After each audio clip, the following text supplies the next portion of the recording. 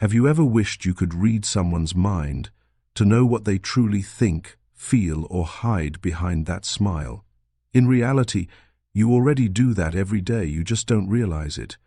Every glance you try to decode, every sentence you analyze, every behavior that confuses you, all are unconscious attempts to understand the human mind.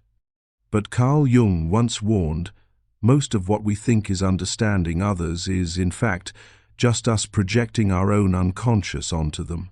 Reading minds is not a miracle, it is an art, the art of seeing through the social mask to touch the unconscious part that drives behavior, emotion, and choice.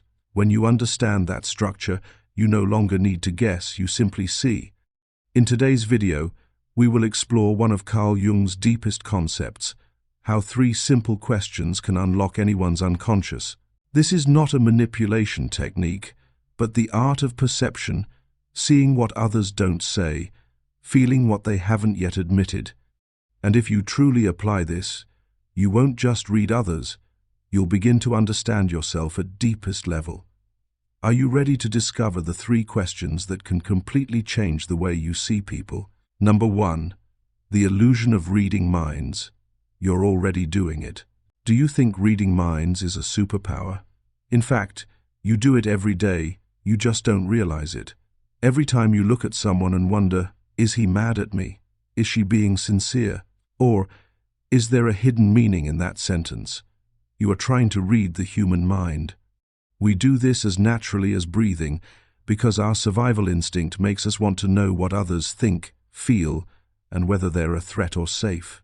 But what Jung discovered is this: most of what we read doesn't come from the other person. It comes from our own unconscious. Think back to the last time you walked into a room, saw someone not look at you, and instantly thought, they don't like me. Yet another person in the same situation might think, maybe they're just preoccupied. Same reality, 2 completely different interpretations. Reality didn't change, perception did. And that proves that mind reading is not about understanding others, but about understanding how you interpret the world. Jung called this the illusion of perception. Our mind is not a transparent mirror reflecting objective reality. It is a lens tinted by emotion, memory, and bias. When we look at someone, the unconscious instantly scans thousands of stored memories to find familiar patterns. Who once looked like this? Who once hurt me? Who once made me feel loved? Then it labels, assumes, and we call that intuition. But what we often call intuition is emotional memory, reactivated. A therapist once said, when a client tells me, I feel that person is dangerous, I often ask, or are you remembering the feeling of danger you once had with someone else? That question changes everything about how we read people, because if you just listen to your unconscious reactions without checking them, you're reading your own mind, not theirs. But don't get it wrong. Jung didn't deny that humans can be empathic. He meant that most of us don't yet know how to truly do it. We read others through fear, through wounds, through the need to be loved, instead of through quiet presence. That's why Jung once said, understanding your own darkness is the best method for dealing with the darkness of other people. To understand others, you must first understand yourself. And that is exactly what the next 3 questions will help you do. Instead of trying to guess what someone means, you will learn to listen to what lies beneath the surface of behavior. You will stop asking, what do they think of me? And start asking, what makes them act this way? Because once you understand the unconscious structure that drives people, you no longer need to guess. You will see through the mask everyone wears, not with your eyes, but with awareness. I once knew a woman, every time she entered a crowd, she tried hard to impress. She talked a lot, shared her achievements, always wanted to be the most interesting person in the room. Someone who doesn't see deeply would think she's arrogant, attention-seeking, but someone who truly sees would notice something else. That wasn't confidence, it was fear, the deep fear of being overlooked. Beneath that radiant shell was a soul in defense, trying to prove she was worthy of being seen. And when you recognize that, your judgment softens into silent compassion. Because reading minds, in the way Jung described, isn't about guessing someone's thoughts. It's about seeing the unconscious motives driving their actions, the parts of them that don't yet feel safe enough to show. According to Jung, mind reading isn't a trick. It's the ability to see through the persona, the social mask everyone uses to protect the ego. The more confident someone appears, the more fragile they may be inside. The more someone speaks of morality, the more they might fear being exposed as weak. And once you learn to look, you'll realize people don't say what they think, they express what they fear. That's why Jung believed that to understand someone, you don't need hours of complex psychological analysis.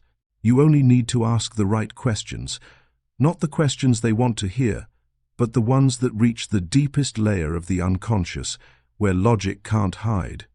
These 3 questions don't even require verbal answers, because sometimes all it takes is observing a reaction, a look, or an energy, and you already know. In the next part, we will explore the first question, simple yet powerful enough to reveal the entire psychological structure of a person. What do they fear losing? Because as Jung once said, fear always reveals the shadow a person tries to hide. And when you can see that fear, you don't just read them, you read the unconscious moving within them. Number 2, the first question, what do they fear losing? There is a question that seems simple, but if you truly understand how to use it, it can completely change the way you see people. What do they fear losing the most? When you ask this question, you step into the deeper layers of psychology, where silent fears shape a person's words, actions, and even destiny. Because Carl Jung once said, until you make the unconscious conscious, it will direct your life, and you will call it fate. Fear is the mirror of the soul. It not only reveals what someone is trying to hide, but also shows you which part of them is in control. The one who fears losing love will try to please. The one who fears losing freedom will always keep a distance. The one who fears losing their image will create a perfect mask. When you ask the question, what do they fear losing? You begin to look beyond surface behavior and touch the unconscious motive, where their true self trembles in search of safety. I once heard the story of Claire, intelligent, confident, yet always overreacting whenever she was criticized. Just a small comment was enough to make her feel offended. She would argue, defend herself, sometimes even cut off contact, as if protecting something precious. If you only look at her behavior, you'd see arrogance. But if you ask, what does she fear losing? You'll see the fear of being disrespected. Deep down, Claire wasn't defending her pride. She was protecting the feeling of being enough, something she had sacrificed a lot to gain. When you see that, judgment melts away, replaced by compassion. That is the power of this question. It melts the ice between 2 souls. When you look at others through its lens, you stop reacting, you begin observing. You no longer want to win the conversation, but to understand. And that quiet presence makes the other person feel safe, because for the first time they are not being analyzed but seen. Jung once called fear the language of the shadow.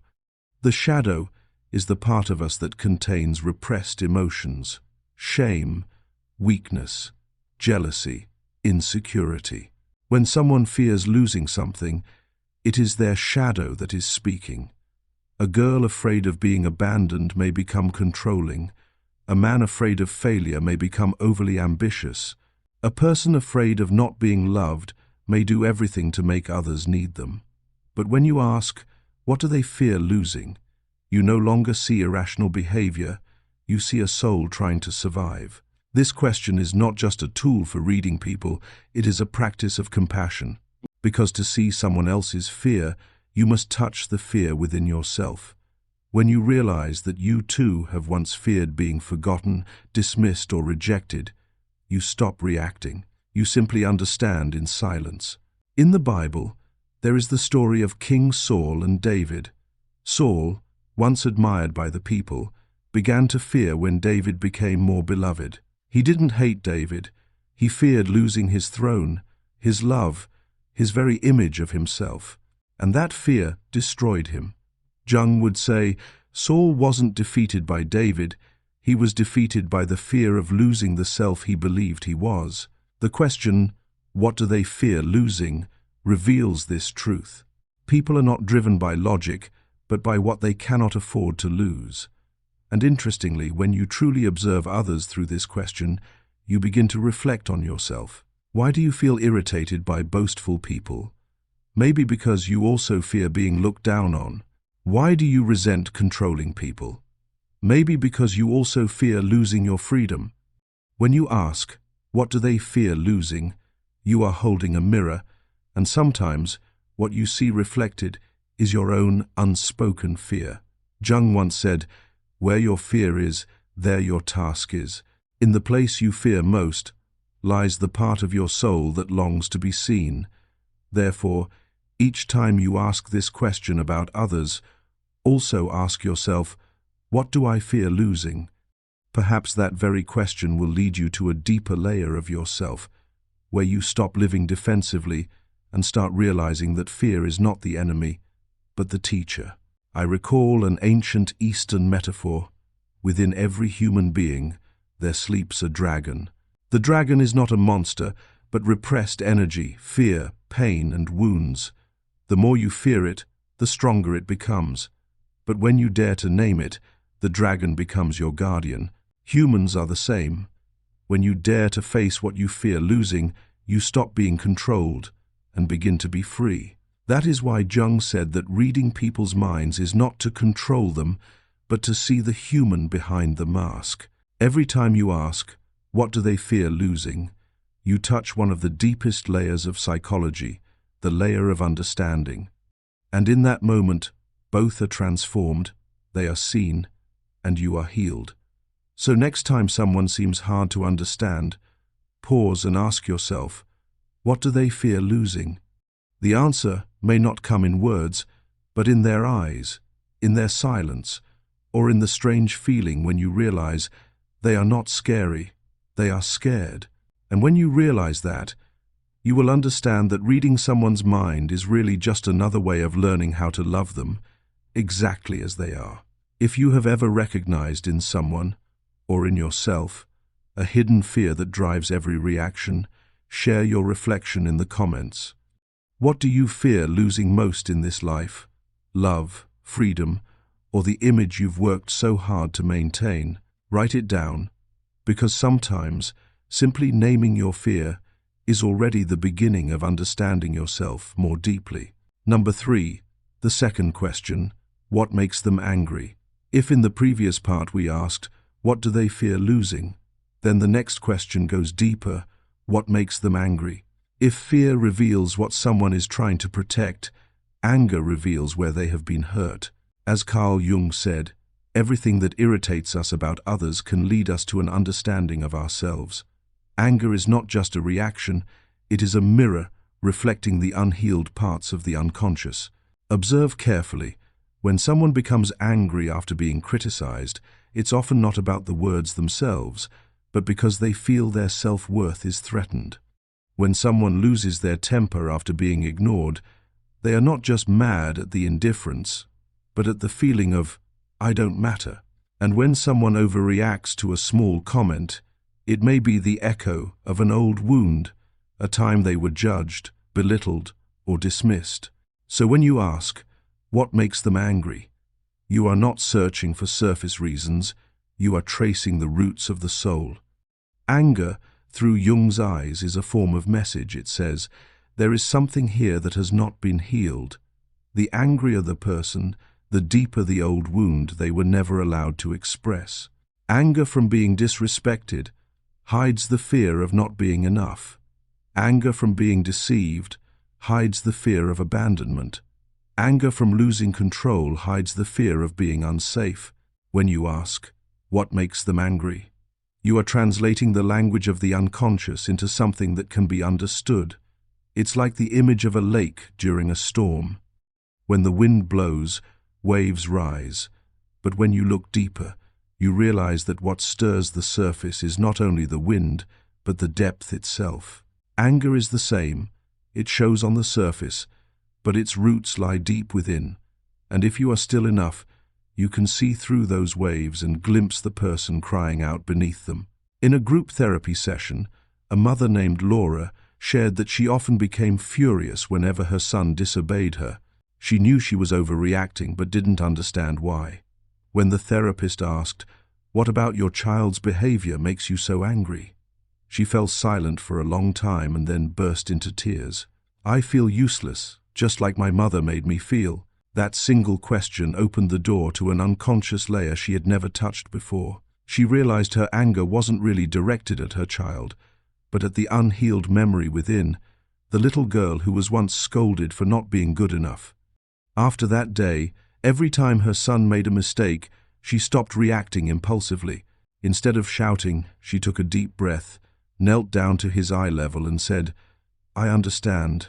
Let's do better next time." Gradually, the boy stopped fearing her and began to trust her. Their relationship became softer and closer, because once the mother saw her own anger, she learned to see her child through the eyes of compassion. That is the power of asking what makes them angry, because sometimes, when you're calm enough to ask, you not only help others understand themselves, but also help them recover the tenderness that fear once buried. If you practice this question in daily life, you'll notice it completely changes the way you see people. When someone shouts, ask yourself, what pain makes them shout just to be heard? When someone turns cold, ask, what are they so afraid of that they have to build this wall of ice? Each question like this expands your heart. You stop wanting to react and start wanting to understand. And in that moment, you not only read their mind, you touch their humanity. Neuroscience has explained this. When humans become angry, the primitive emotional center of the brain is activated before the rational part can intervene. That means anger is often an unconscious reaction, not a deliberate choice. It flares up to protect the ego from feeling threatened. But interestingly, the very moment you can observe anger, whether yours or someone else's, without reacting, you activate the higher parts of the link to self-awareness and compassion. You begin to read minds not through logic, but through awareness. When you see someone angry, don't look at them as a problem. Look as if their soul is trying to say something it doesn't yet know how to express. And perhaps that's why truly calm people are not calm because they have no darkness, but because they have faced it. They don't let anger control them because they've realized anger is not the enemy, but a signal. It points us toward the place that needs healing, toward the wound that, once recognized, will no longer have power over us. So next time you want to read someone, don't just listen to what they say, listen to what makes them angry. That is the most primal language of the soul. When you can see through anger, you don't just see who they are, you see your own shadow reflected within them. And in that moment, true understanding begins. Number 4. The third question. How do they treat those who cannot benefit them? If the second question helps us see what someone fears losing, then the third question reveals who they truly are. How do they treat those who cannot benefit them?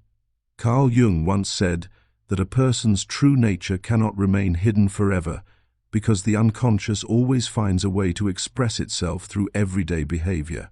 Some people use words to show kindness, but if you simply observe how they treat the waiter at a restaurant, the janitor, or someone they don't need to impress, you will see their real character. True kindness is not a social strategy, but the instinct of a mature soul.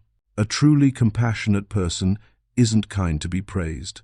They are kind because they cannot be otherwise, because within them, consciousness and instinct have already merged. The ego and the soul have become one. I once heard a story from a viewer named Amelia, a creative director at a major media company. To everyone around her, she was the image of success, eloquent, graceful, respected wherever she went. But one evening after a meeting, she went out for dinner with her team. When the young waiter brought the wrong dish, she didn't get angry or annoyed. She simply smiled and said, "It's okay. I've done this job before. I understand the pressure." The whole table fell silent for a few seconds, and then someone said, Now I understand why everyone loves working with you. In that moment, there was no spotlight, no display, only character revealed in the smallest act. Jung once said, "You are what you do, not what you say you'll do." That is why he believed that true dignity cannot be measured by status, but by how one treats those who have no power to return the favor. On the psychological level, the way we treat the powerless reflects our relationship with the powerless part of our own soul. Those who tend to look down on others are often those who have not accepted their own helplessness or wounds. Meanwhile, those who can empathize with others are the ones who have learned to embrace the imperfect parts within themselves. There is one image I will never forget, the image of Princess Diana. In the 1980 seconds, amid glittering parties and royal fame, people saw her kneeling down, holding the hands of AIDS patients when most of the world still shunned them. No grand speeches, no cameras needed, just a simple gesture, yet it moved humanity. In that moment, Diana was no longer a royal figure. She became the embodiment of compassion that transcends ego. That act proved what Jung believed. When one acts from the soul instead of from the persona, the social mask, that act has the power to awaken the world. If you want to read someone's mind, observe them when they think no one is watching. A person can speak about kindness all day, but only in the smallest moments, when they face someone weaker, when there is no benefit, no audience, will you truly see who they are. Because a real character doesn't need a stage, it only needs a moment to show itself. When you ask someone, "How do you treat those who cannot give you anything?" you are not just reading their mind, you are inviting their soul to step out of its disguise. That question strips away the persona's shell and forces them to confront their authentic self. They may avoid the answer or be surprised, but the unconscious will remember, and that is the first step toward awakening.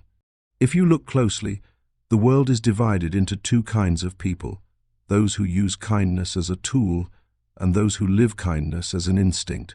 The first acts with purpose, the second acts because they can't do otherwise. A person may speak beautifully and perform good deeds, but if their motivation is recognition, it is still the ego in control.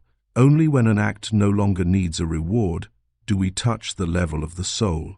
There is an old story about two potters in an ancient village, both renowned for their skill.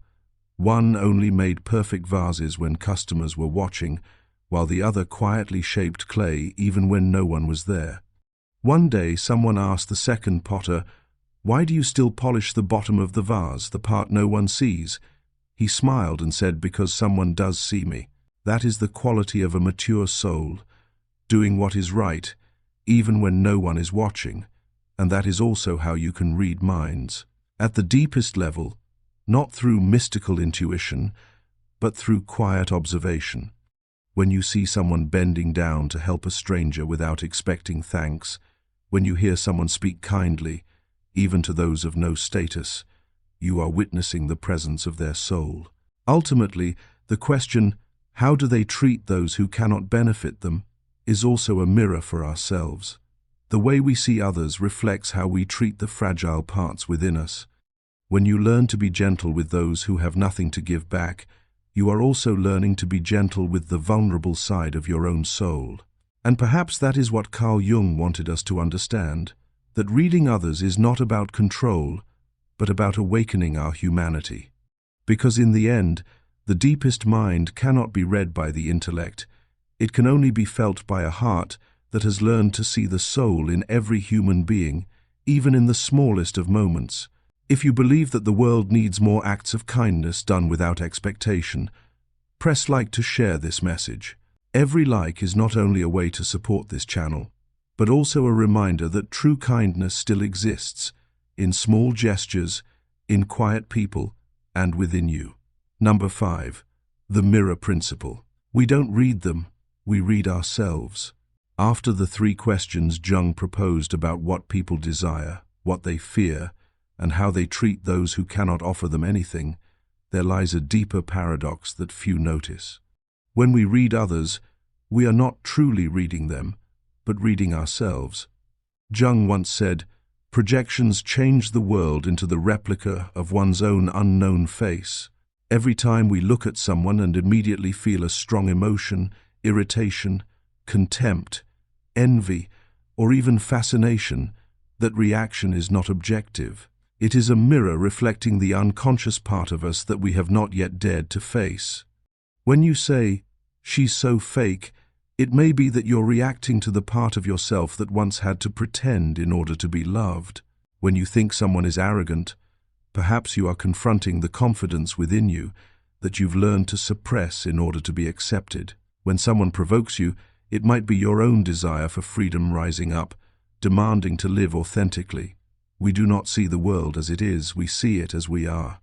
In a Jungian therapy session, a woman once said she felt extremely uncomfortable around a young, talkative, confident co-worker. "She drives me crazy," she said, "always showing off, always too confident."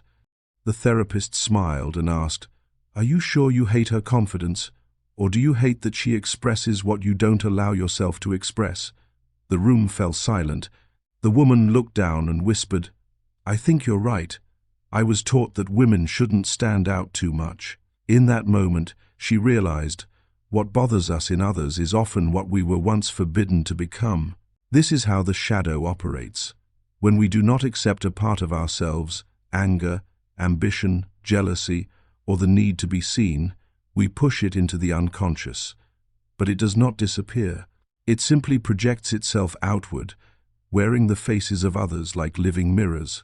Jung called this psychological projection, a defense mechanism that makes us believe the problem lies in others, when in truth, they are only reflecting what remains unhealed within us. Jung said that the journey of growth is not about becoming better, but about becoming whole. It means seeing both the light and the dark within yourself without judgment. When you stop blaming and start observing yourself, you stop being a victim of emotion and become a student of your own soul. Then, every interaction becomes a lesson. The person who hurts you is no longer an enemy, but a teacher showing you where you are still not free. One image I love to describe this is that of the moon and the ocean. The moon never touches the water, yet it moves the tides. Others are the same. They don't cause your emotions. They simply pull to the surface what already exists within you. And the more you can look at those waves without judgment, the deeper you understand the vast ocean of your own mind. When you understand this principle, your entire way of seeing the world changes. Every encounter, every conflict, every strong reaction becomes an opportunity for self-discovery. Instead of trying to read others, you realize that all the clues are already in your own reactions. When someone irritates you, ask, "What part of me is being touched?" When you admire someone, ask, "What part of me longs to be like that?" And when you see someone suffering, ask, "What part of me has known that same pain?" Because in the end, reading others is not a supernatural ability, it is the art of self-awareness. When you know yourself deeply, you begin to understand everyone, because we are all made of the same psychological fabric, repressions, fears, dreams, and unhealed parts. The more a person understands their own darkness, the less they judge the darkness of others. The more one reconciles with themselves, the easier it is to feel compassion for the world. Carl Jung once wrote, "Knowing your own darkness is the best method for dealing with the darknesses of other people." And that may be the most perfect summary of this principle, because in truth we have never really been reading others. We have only been reading ourselves through the eyes, actions, and reactions that the world mirrors back to us. So if you truly want to understand others, start by understanding yourself. Every time your heart reacts, see it as a message from the unconscious. Every time you judge someone, see it as a chance to ask, "What part of me am I seeing in them?" Because in the end, as Jung said, the world is not your opponent, it is your mirror. And when you learn to look into that mirror without fear or denial, you realize reading others was never the goal. The true goal is to see yourself more clearly, more honestly, and more compassionately through every soul you meet along the way. If you believe that every encounter is a mirror reflecting yourself, leave one word in the comments. a word that best describes what you realized after reading this. It could be understanding, reflection, awakening, empathy, or simply light. Let that word become a symbol for the journey you're on, the journey of seeing the world, and then looking deeply back into yourself. Number 6, the fourth question. You never ask, what does this reveal about me? Following the mirror principle in the previous part, there is something Jung would probably smile at if he were here to tell you. The journey of reading people isn't over. Because after observing, listening, and reflecting, there remains one last question that most of us forget to ask, the fourth and final question, the only one that can open the deepest layer of consciousness. What does what I see in them reveal about me? This is the moment when the journey of looking outward turns inward, because everything you ever thought was about them, their coldness, arrogance, charm, or even the pain they caused you, is actually telling you something about yourself. Carl Jung once said, "Your vision will become clear only when you can look into your own heart. Who looks outside, dreams. Who looks inside, awakes." All psychological observation, if not brought back inward, remains an illusion. It's easy to analyze others, but it's hard to realize that our own reactions are the maps of our unconscious. Imagine that you're sitting in an invisible movie theater. The world is the big screen, and your mind is the projector. Each time you meet someone, your mind plays its reels. Anger, jealousy, admiration, hurt. You think the film is about them, but in truth, it's projected from your own film, memories, beliefs, and fears buried in the dark. When you're not conscious of this, you live as a spectator of your life, unaware that you're also the director. The outer world is only reflecting the content you're not yet ready to face. In the movie Good Will Hunting, the protagonist Will is a genius hiding behind arrogance and cynicism. He attacks everyone around him, always reading them first so he won't get hurt. But the therapist Sean sees the fear behind that wall. In a famous scene, Sean says, "You're afraid of what you might become if you stop hiding." When Will finally breaks down, we see the truth. People aren't really afraid of others understanding them. They're afraid of understanding too clearly what's hidden inside. Jung's fourth question is an invitation to dismantle that defense. Every time someone hurts you, the universe is giving you a chance to see what is still unhealed. When someone makes you jealous, instead of asking, "Why do they have what I don't?" ask, "What part of me feels lacking?" When someone makes you uncomfortable, instead of judging, ask, "What fear of mine is being touched?" With that small shift in perspective, you move from victim to observer, from reaction to awareness. A woman once shared that she despised fake people. They made her irrationally angry, but through therapy, she realized that what she really hated wasn't them. It was the memory of herself years ago, when she had to fake being happy, confident, and strong, just to be loved and accepted. She didn't hate others.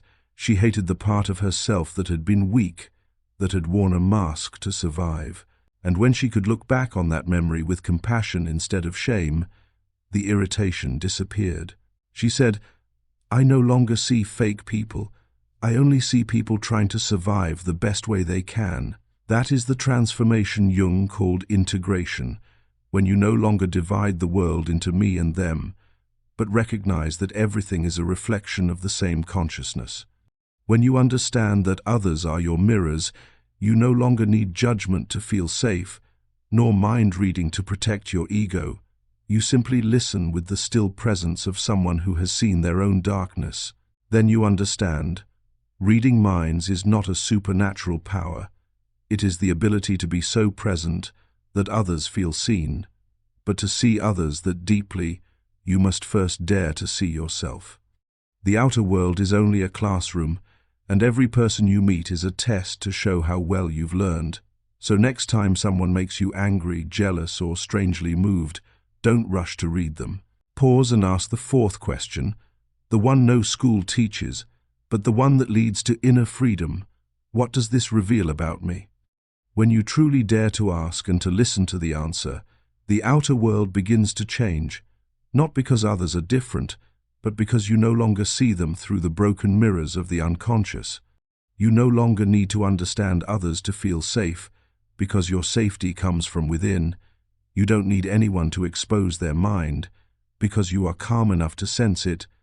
And in that moment you realize, when you truly understand yourself, you no longer need to read others, because you begin to feel them, not with your eyes, but with your soul. If you want to learn to read others, start by observing the only person you carry into every encounter, yourself, and perhaps in the silence between two breaths, you'll hear the quietest yet truest voice within whisper, "Now I understand." A person who can read minds in Jung's way is not someone with a supernatural gift, but an artist of the soul, someone learning to listen to the human spirit amid a noisy world of pretense and judgment. They don't decode others through logic, nor use intuition as a weapon for control. Instead, they patiently observe, as if every glance, gesture, and moment of anger is a language of the unconscious, waiting to be understood. Every time they ask, what do they fear losing? What makes them angry? How do they treat those who cannot give them anything? They don't just see others, they see themselves reflected through them. Because as Jung once said, we do not see the world as it is, but as we are. When you understand this, reading minds is no longer a game of intellect. It becomes an art of compassion.